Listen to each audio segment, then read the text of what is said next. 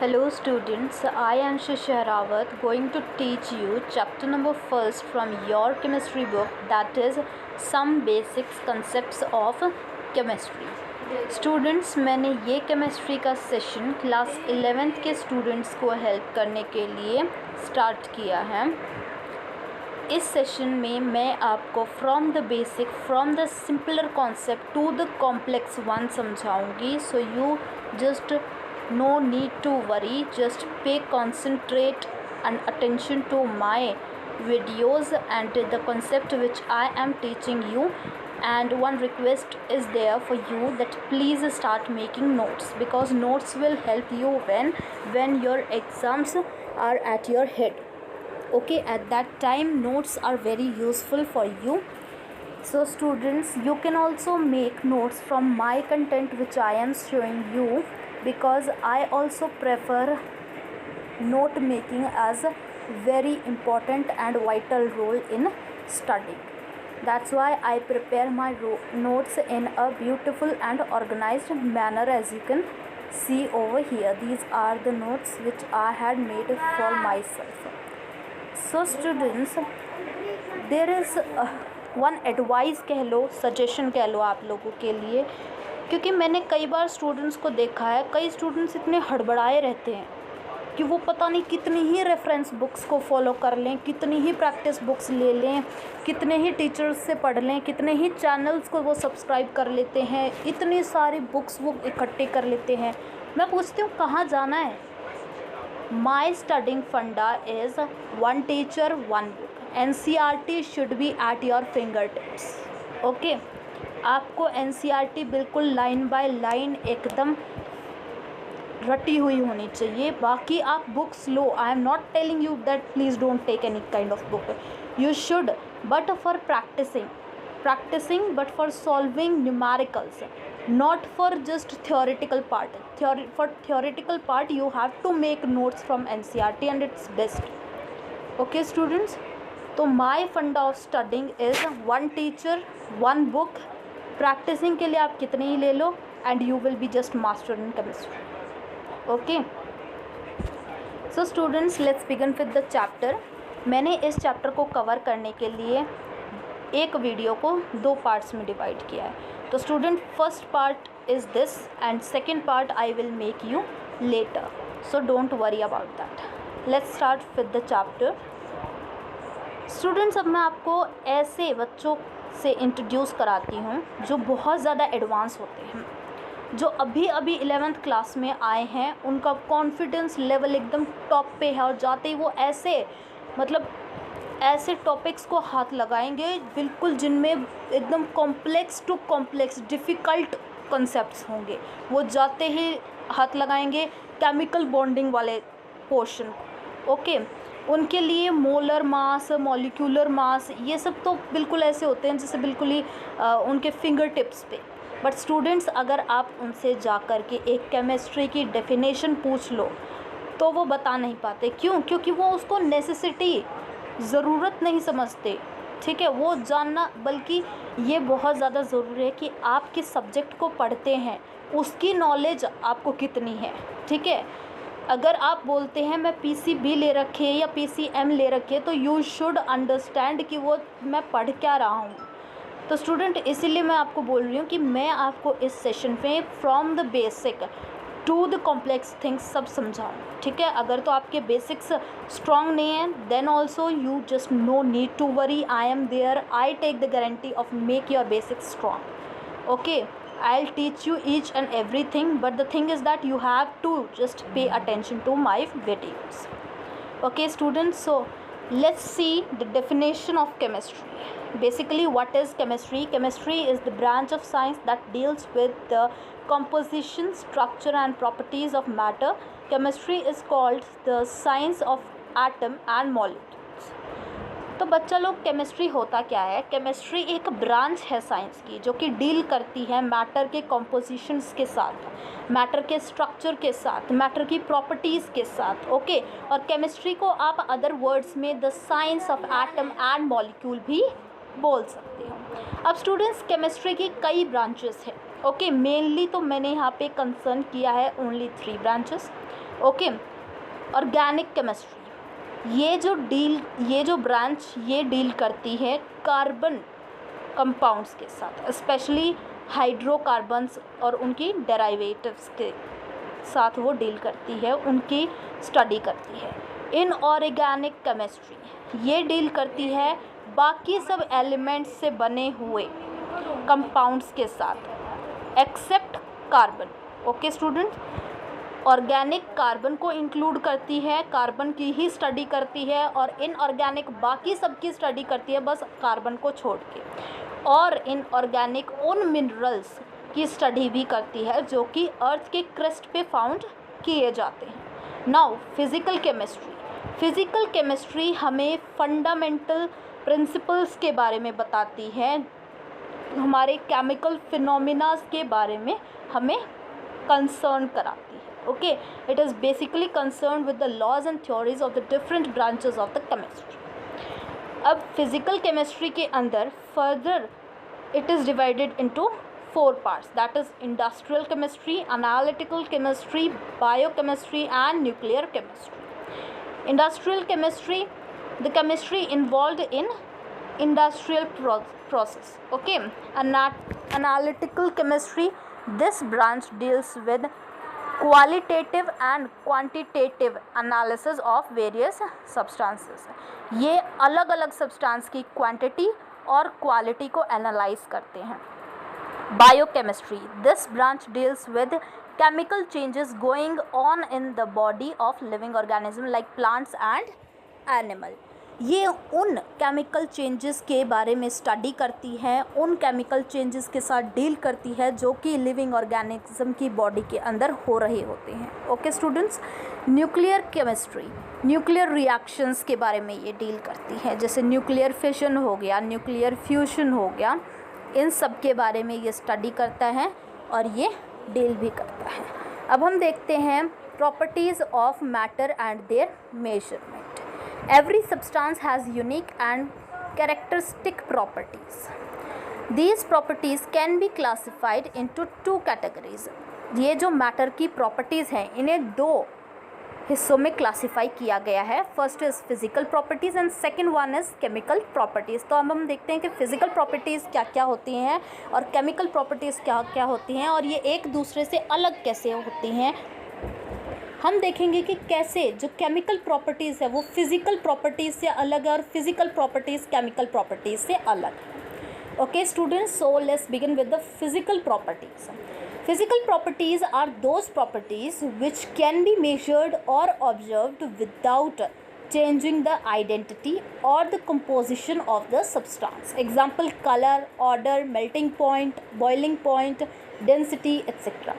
तो स्टूडेंट्स इसमें ये बता रहा है कि जो फिज़िकल प्रॉपर्टीज़ होती है ना वो प्रॉपर्टीज़ होती हैं जो कि जिन्हें हम मेजर कर सकते हैं, ऑब्ज़र्व कर सकते हैं बिना किसी सब्सटेंस में चेंज लाए हुए, बिना किसी सब्सटेंस में आइडेंटिकली कोई चेंज लाए हुए, कंपोजिशन जो होता है सब्सटेंस का उसमें कोई चेंज किए बिना हम उसको मेजर और ऑब्ज़र्व कर सकते हैं। ठीक है, जैसे कि किसी सब्सटेंस का कलर हुआ, उसका ऑर्डर हुआ, उसकी स्मेल हुई, उसकी मेल्टिंग पॉइंट हुआ, उसका बॉइलिंग पॉइंट, डेंसिटी, इन सब का पता हम कैसे लगा सकते हैं? हम बिना उस सब्सटेंस में कोई चेंज किए हुए उसका पता भी लगा सकते हैं।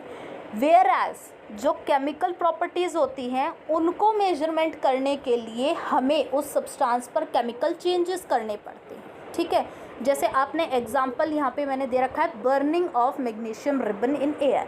अब मुझे ये बताओ स्टूडेंट्स कमेंट बॉक्स में, हमने ये एक्टिविटी कब की थी?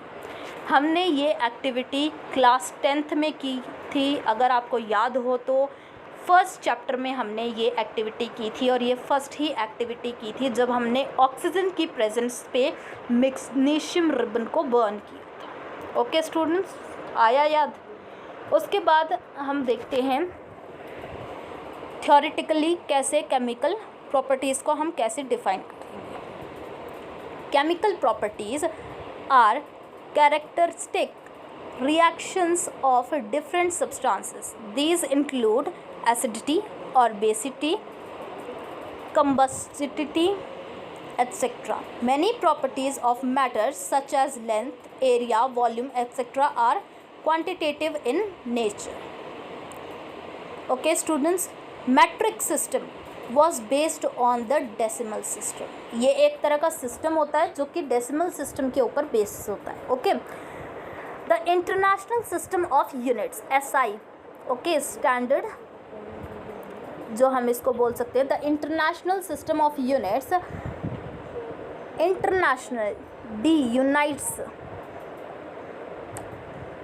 ये जो इंटरनेशनल सिस्टम ऑफ यूनिट है ये इस्टेब्लिश किया गया था किसके द्वारा? 11th general conference on weights and measures. Okay, इस ये जो पर्टिकुलर आपकी कॉन्फ्रेंस हुई थी इस द्वारा ये जो इंटरनेशनल सिस्टम ऑफ यूनिट्स है ये इस्टेब्लिश किया गया था. The SI system has 7 base units. अब 7 बेसिस यूनिट्स हैं इसकी. बेस में जो यूनिट्स होती है ना वो हैं, जैसे quantity unit, symbols, length metre हो गया इसका, ठीक है, यूनिट, और सिंबल क्या आएगा? M, mass kilogram kg, time second S, temperature kelvin K, amount of substance mole, okay, MOL, electric current ampere A, luminous intensity candela, ये आ जाएगा आपका CD. तो स्टूडेंट्स ये आपको जो मैंने ये जो चार्ट बना रखा है ये प्लीज़ आप अपनी नोटबुक में कहीं पे ड्रॉ कर लीजिए क्योंकि ये बहुत ज़्यादा इम्पॉर्टेंट है. ये मैं आपको यहीं पे बता देती हूँ और ये आपको कहीं ज़्यादा जगह पे काम आ भी सकता है.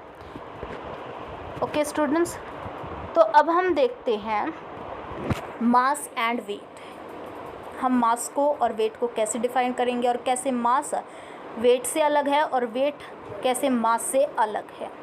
Mass of a substance is the amount of matter present in it. Mass क्या होता है? मास किसी सब्सटेंस का वो होता है जितना अमाउंट ऑफ मैटर उस सब्सटेंस में प्रेजेंट होता है ना उसे हम बोलते हैं मास. ओके स्टूडेंट्स, सब आपको समझ में आ गया?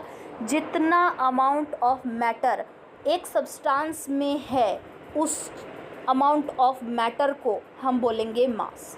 ओके स्टूडेंट्स, वेट क्या होता है? Weight is the force exerted by gravity on a object. Weight हम उस फोर्स को बोलते हैं जो ग्रेविटी द्वारा एक्सर्ट किया गया होता है एक ऑब्जेक्ट पर. Okay students, the mass of a substance is constant whereas its weight may vary from one place to another due to change in gravity. अब ये बहुत ज़्यादा इंटरेस्टिंग बात यहाँ पे आ जाती है. जो मास होता है किसी भी सब्सटेंस का, ओके स्टूडेंट, मास हमेशा कांस्टेंट होता है किसी भी सब्सटेंस का, लेकिन वेट जो होता है वो वेराई करता है from one place to another. क्यों वेराई करता है? क्योंकि अब आप यहाँ देख लीजिए, ये हमारी अर्थ है. अब जो ग्रेविटी यहाँ है क्या यहाँ पे जो ग्रेविटी है यहाँ पे जो ग्रेविटी वो सेम होगी? नहीं, यहाँ पे ग्रेविटी का नंबर कुछ अलग होगा, यहाँ पे कुछ अलग होगा. इसीलिए ये बोल रहा है कि जो आपका वेट होता है वो वेराई करता है फ्रॉम प्लेस टू प्लेस. जो आपका वेट होता है वो वेराई करता है. क्यों वेराई करता है? Due to change in gravity. Okay, बल्कि जो मास है वो हमेशा कांस्टेंट रहता है. The mass of a substance can be determined very accurately by using an analytical balance.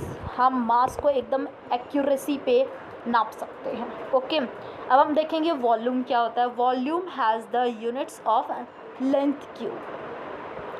So volume has units of metre cube और सेंटीमीटर क्यूब और DM, decameter cube. Okay, a common unit, liter, is not an SI unit, is used for measurement of volume of liquid. 1 liter is equals to 1000 ml.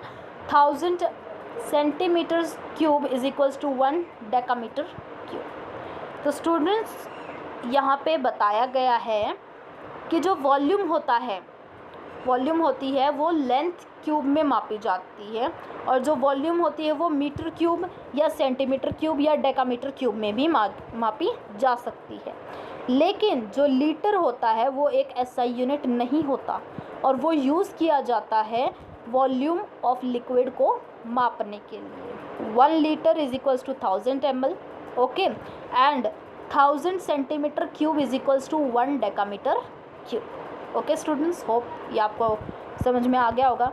Density, अब density क्या होती है? Density of a substance is it's amount of mass per unit volume. Okay students, amount of mass, कितना एक substance के अंदर मास है, पर अमाउंट ऑफ वॉल्यूम कितनी एक मतलब सब्सटेंस के अंदर वॉल्यूम है। ओके, तो basically mass upon volume, mass of a substance upon volume of a substance. Okay students, hope ये आपको समझ में आ गया होगा। उसके बाद हम देखते हैं कि SI unit of density, SI unit of mass upon SI unit of volume करेंगे तो हमारे पास केजी पर मीटर क्यूब आ जाएगा, या फिर हम ऐसे भी लिख सकते हैं KG per metre cube is the SI unit for density, और हम इसको स्टैंडर्ड करके भी लिख सकते हैं केजी मीटर अपॉन में आप -3 लगा दें, ये भी एक वे है डेंसिटी की एसआई यूनिट को रिप्रेजेंट करने का। This unit is quite large and a chemist often express density in gram centimetre. Okay, gram centimetre में भी इसको एक्सप्रेस किया जा सकता है। अब हम टेम्परेचर देखते हैं कि एक्चुअली में टेम्परेचर होता क्या है। There are 3 common scales to measure temperature, that is Celsius, degree Celsius इसको हम बोलते हैं। उसके बाद Fahrenheit, degree Fahrenheit and Kelvin. Here Kelvin is the SI unit, Kelvin जो होती है वो एसआई यूनिट होती है गाइस। ओके, किसकी? टेम्परेचर। अब यहाँ पर एक आपको फॉर्मूला दिया गया है कि आप कैसे फ़ारेनहाइट को निकालें। सो स्टूडेंट्स, हम फ़ारेनहाइट को ऐसे निकालेंगे, Fahrenheit is equals to 9/5 into Celsius. Celsius के डिग्री में जो भी सब्सटेंस है उसका आपको टेम्परेचर दिया गया है, वो टेम्परेचर आप सेल्सियस की डिग्री में अगर आपको दिया गया है तो वो आप पुट करेंगे यहाँ पे प्लस में 32। ऐसे करके आपको फ़ारेनहाइट की डिग्री, फ़ारेनहाइट में आपको किसी भी सब्सटेंस का टेम्परेचर पता चल जाएगा। और आप केल्विन कैसे निकालेंगे? Kelvin is equals to Celsius plus 273.15। Okay, अब नोट करने वाली बात यहाँ पे ये आती है students, temperature below 0 degree Celsius, मतलब negative values are possible in Celsius scale, but in Kelvin scale negative temperature is not possible. तो ये बहुत ही इंपॉर्टेंट और नोट करने वाली बात है कि जो टेम्परेचर है वो जब भी आपका 0 डिग्री से नीचे आ जाए, सेल्सियस में 0 डिग्री से नीचे आ जाए, मतलब उसकी सेल्सियस में नेगेटिव वैल्यू हो जाए तो चलेगा, लेकिन केल्विन में अगर उसकी नेगेटिव वैल्यू हो जाए तो ऐसा पॉसिबल नहीं है, ऐसा सही नहीं माना जाएगा। ओके स्टूडेंट्स, अब हम देखेंगे scientific notations. Students, I request you please make notes. Okay, please make notes because they are very helpful to you at the exam time. Now scientific notation in which a number can be represented in the form n into 10 raised to power n, where n is an exponent having positive or negative values and n can be vary between 1 to 10. तो students, scientific notations वो तरीका होता है numbers को लिखने का जिसमें कि एक नंबर को हम n into 10 raise to power n की फॉर्म में हम लिख सकते हैं, जिसमें जो n होता है 10 रेज़ टू पावर n यहाँ पे लिखा हुआ है ना, तो जो n होता है वो एक एक्सपोनेंट होता है, वो पॉजिटिव वैल्यूज़ भी कैरी ऑन कर सकता है और नेगेटिव वैल्यूज़ भी हो सकती हैं उसकी जगह। ओके, और जो n होता है वो वेराई करता है बिटवीन 1 to 10। 1 to 10 नंबर्स में वो कहीं पे कोई भी नंबर उसका हो सकता है। ओके, एग्जाम्पल हम यहाँ पे देखते हैं। We can write 232.508 as 2.32508 into 10 raised to power 2 in scientific notation. Similarly, 0.00016 can be written as 1.6 into 10 raised to power 4 -4. Okay students, तो आई होप ये आपको अंडरस्टैंड हो गया होगा क्लियरली। उसके बाद हम देखते हैं कि प्रेसिशन क्या होता है। What is precision basically? तो precision refers to the closeness of various measurements for the same quantity. Okay students, ये हम किसी भी नंबर की जो क्लोजनेस होती है, क्लोज में जो नंबर आता है, सेम क्वांटिटी जो आपको दी गई है उसके क्लोज में अगर कोई नंबर है उसे हम बोलेंगे प्रेसिशन। ओके, एक्यूरेसी क्या होता है? Accuracy is the arrangement of a particular value to the true value of the result. जो आपको ट्रू वैल्यू दी गई होती है उसी के particular value to the true value, okay, उसी के आसपास में आने वाला नंबर, उसको अगर हम अरेंजमेंट कर दें तो वो जो अरेंजमेंट किया हुआ नंबर है उसे हम एक्यूरेसी बोल देते हैं। ओके स्टूडेंट्स, सिग्निफिकेंट फिगर्स, ये बहुत ही ज़्यादा इंटरेस्टिंग टॉपिक है। इसके रूल्स भी आते हैं लेकिन कई बच्चे रूल्स में पजल अप हो जाते हैं। So guys please concentrate on this. Okay students, so significant figures, the reliability of a measurement is indicated by the number of digits used to represent it. To express it more accurately, we express it with digits that are known with certainty. These are called as significant figures. They contain all the certain digits plus one doubtful digit in a number. तो students, यहाँ पे बताया गया है कि ये एक reliability of a measurement, okay, एक मेजरमेंट को इंडिकेट करता है एक नंबर की डिजिट्स के द्वारा। ठीक है, एक नंबर की डिजिट को यूज़ किया जाता है किसी भी मेजरमेंट को एक्सप्रेस ऑन करने के लिए, किसी भी मेजरमेंट को इंडिकेट करने के लिए।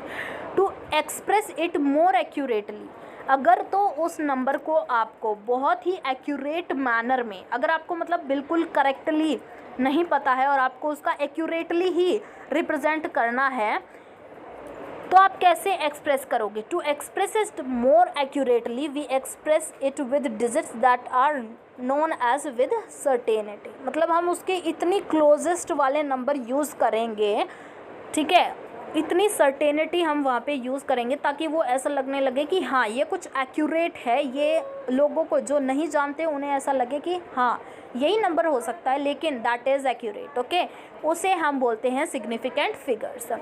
They contain all the certain digits plus doubtful digit. Okay, मतलब जो डिजिट है वो सर्टेन भी वो कंटेन करेगा, जो सर्टेन डिजिट होती है वो भी वो कंटेन करेगा, और जो डाउटफुल डिजिट है वो भी वो उस नंबर में डिजिट कंटेन करेगा। अब हम रूल्स देखते हैं, rules for determining the number of significant figures. अब कई बार आपके एग्जाम्स में आ जाता है, एक नंबर दिया जाता है, उसमें से बोलते हैं यहाँ पे कितने सिग्निफिकेंट नंबर हैं, और कई बार ये भी बोल दिया जाता है उन नंबर्स को लिखो। ओके, तो आप कैसे आइडेंटिफाई करो कि हाँ कौन कौन से सिग्निफिकेंट नंबर्स हैं यहाँ पे। ठीक है, rules for determining the number of significant figures. First rule, all non zero digits are significant. Okay student, जो भी जिनमें भी ज़ीरो नहीं आता वो नंबर सिग्निफिकेंट होंगे।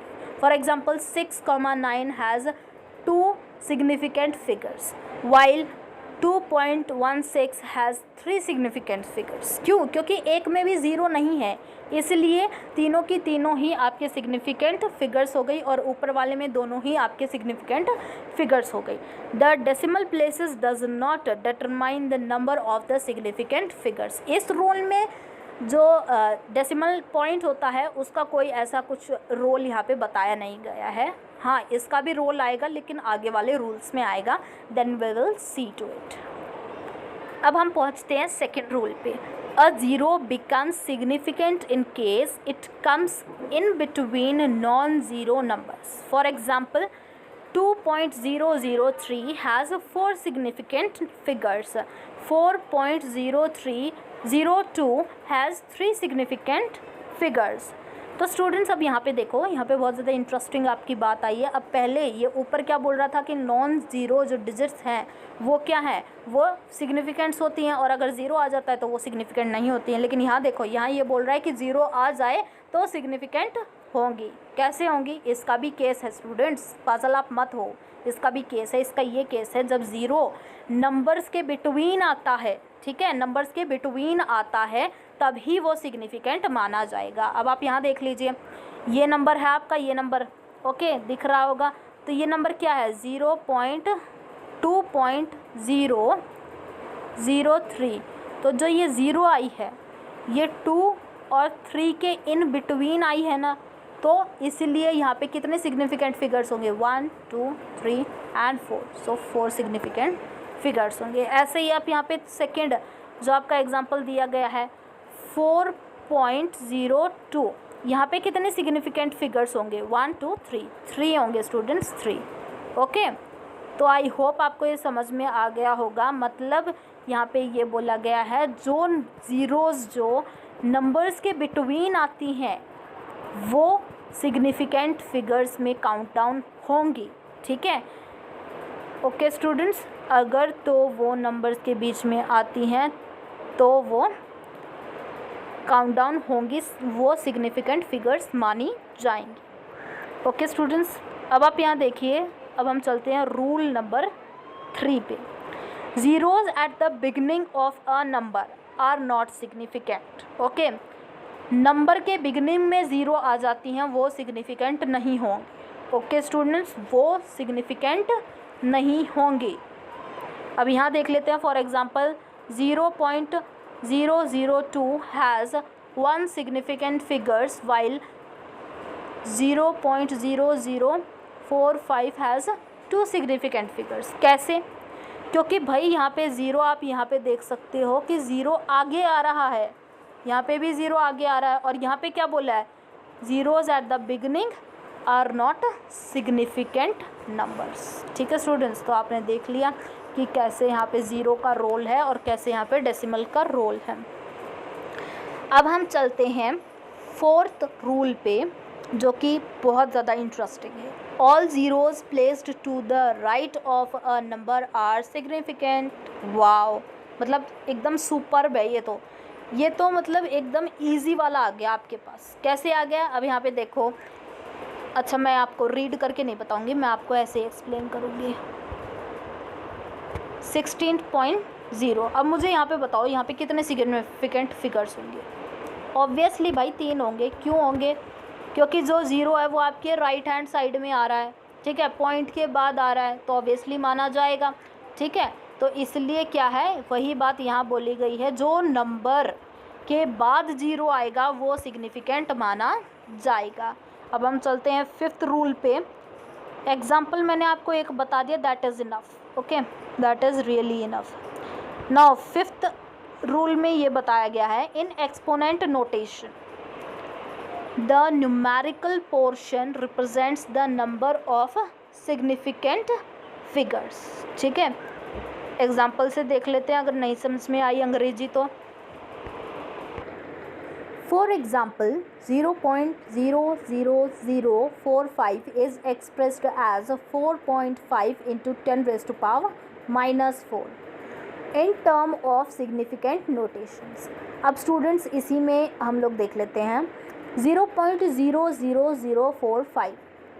अब मुझे यहाँ पे आप नोटिस करके बताओ कि यहाँ पे ज़ीरो जो है वो 4 बार आ रही है, और 10 के बाद जो पावर लगी है वो भी 4 लगी है, ठीक है। तो आपको यहाँ से क्या समझ में आ रहा है, आपको ये समझ में आ रहा है जो कि ज़ीरो, जो जितने नंबर की ज़ीरोज़ जो हैं वो आपकी किसी नंबर के आगे पुट इन की होंगी, वो सिग्निफिकेंट फिगर्स या सिग्निफिकेंट नोटेशन में हम उसको कैसे लिखेंगे, हम उसको ऐसे ही लिखेंगे, जितने नंबर्स में ज़ीरो आगे पुट इन होंगी 10 के बाद उतने ही आपके एक्सपोनेंट्स लगेंगे। The number of significant figures in this is 2। Obviously 2 ही हैं। कैसे हैं, आपने रूल्स तो पढ़े ही होंगे कि जो नंबर्स के आगे ज़ीरो लगी होंगी वो सिग्निफिकेंट नहीं मानी जाएंगी, तो obviously 4 and 5 will be the significant numbers and 2 is the significant digit. There are only 2 significant digits, while in Avogadro's number 6.0223 into 10 raised to power 23, it's 4.